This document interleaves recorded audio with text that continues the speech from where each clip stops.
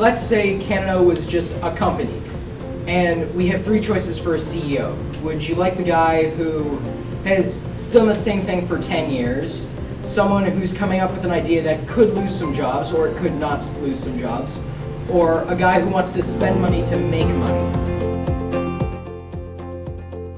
And we're now in our second year of a balanced budget. Okay, Mr. Why Mulcair, would we return to deficits now when we have an unstable global economy? On exactly the same and we're now in our second year of a balanced budget. I don't know, he doesn't seem rude or arrogant and trying to stab at these guys. He just is taking it one grain at a time and making valid points, and he's not repetitive. He's had almost 10 years to do all this, and he's only thinking about the kind of things that we need to invest in for the future now. Harper's only mentioning now when he might just be in trouble of not getting reelected. Yeah, let's make some great changes, because I might be in trouble because the other two have 30% and I might not get reelected. So I'm gonna make a ton of promises. Hold on. For the first time in our history, there is another choice. What I noticed about Thomas Mulcair is that he was casually confident. He was directing his message and his plan towards young families.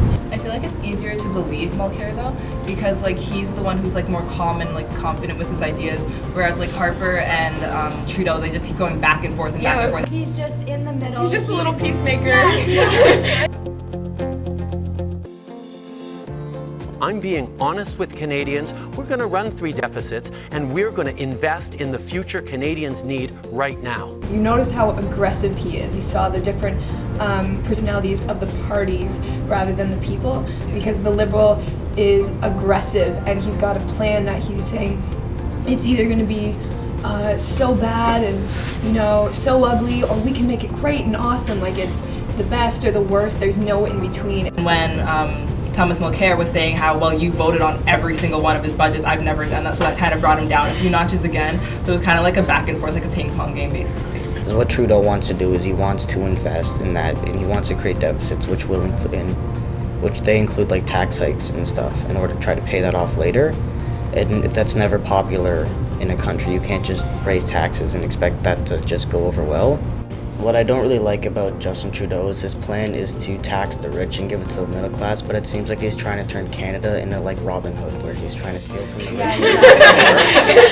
rich. They really want to work long term, but long term really relies on your party being re-elected later, and you can't guarantee that's going to happen, so it might not be the safest way to go. Stephen Harper. Stephen Harper. Not Trudeau. Stephen Harper. Not Trudeau. Justin Trudeau. Stephen Harper. Mulcair. Stephen Harper. Not Trudeau. Mulcair. Stephen Harper. 3-way tie. I don't think there really can be a winner in a debate. It depends on the person and their opinion and who you support and how they presented themselves. It's not like a game. It's like this is your moment to show people what you stand for, and then come the elections, and that's where you have the real winners.